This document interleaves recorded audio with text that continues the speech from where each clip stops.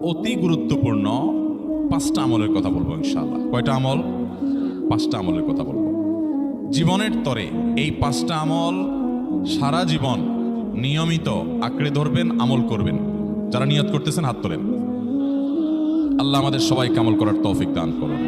আল্লাহ আমাদের সবাইকে কবুল মঞ্জুর করুন।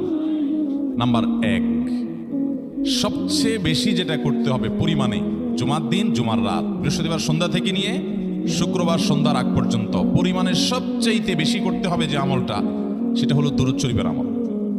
কিসের আমল?